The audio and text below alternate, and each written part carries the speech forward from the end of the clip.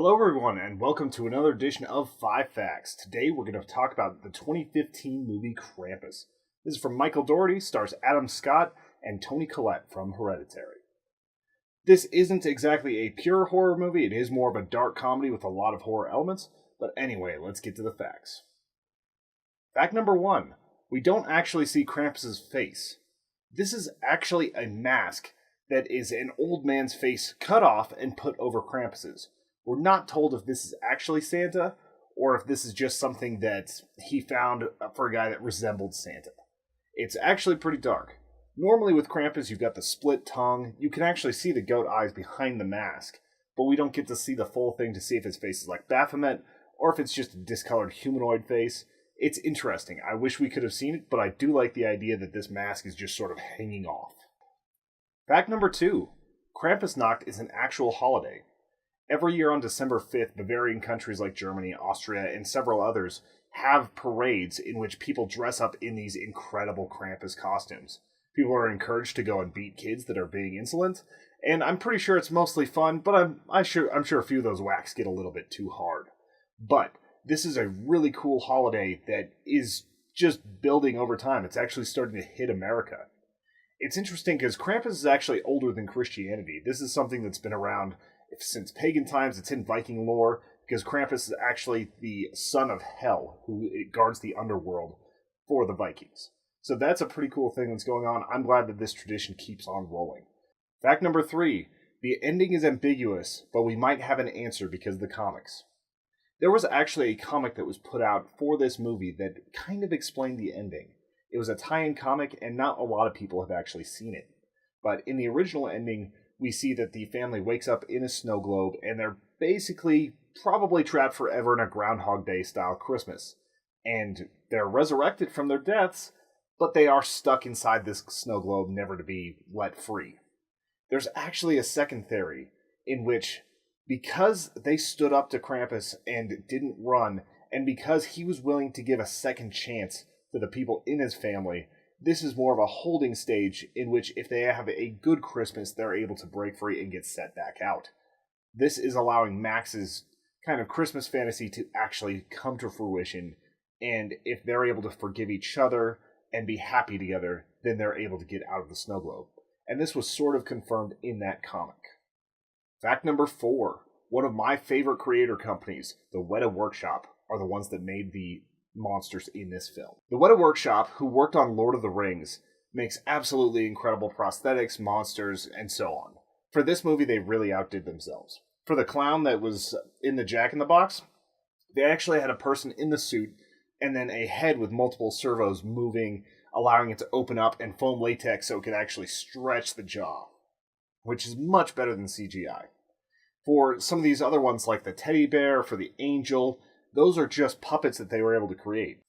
One of the creators was talking about how much better it is now to have a combination of CGI along with these puppets because you can actually get rid of little bars, little wires, things like that. Whereas whenever you're trying to do something like this back whenever you were making the Gremlins, it was a lot harder because you couldn't remove those, so you had only a few angles you could shoot from. This allowed for a lot more.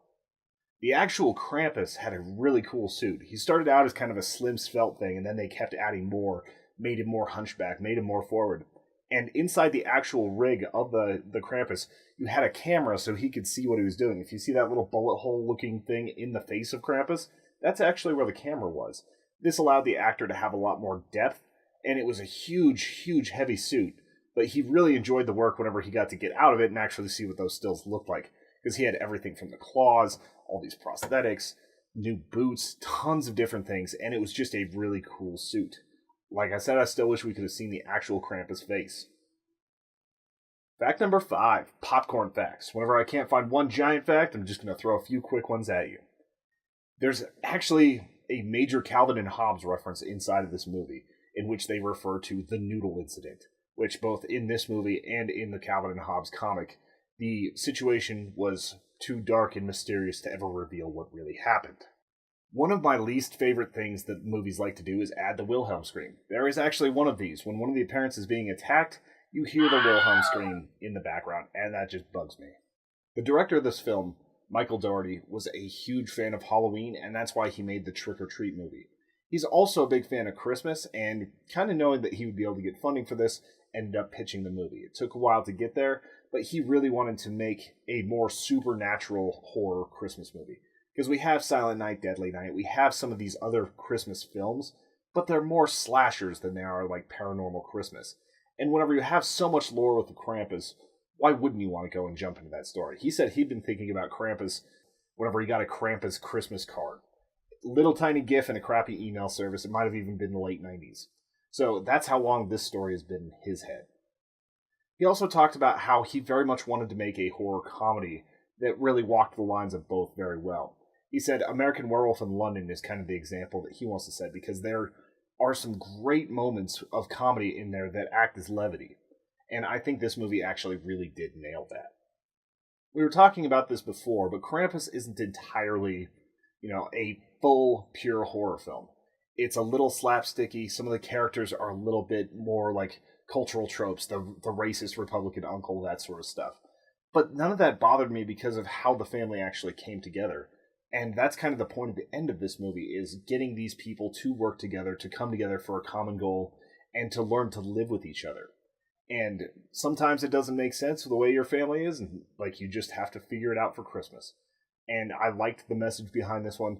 I also absolutely love whenever a movie's going to go more practical effects than anything else. I think it looks so much better whenever you've got the combination of practical followed by a little bit of touch-ups with the CGI. And that was honestly why this movie got on the list. There's a lot of people that thought that the movie itself was dumb, but the effects were awesome. I liked both, but you cannot deny that these effects were gruesome, awesome, and a lot of fun to watch. The only ones I didn't like were the gingerbread men, and that makes sense because it's just straight up CGI. But overall, I really enjoyed this one.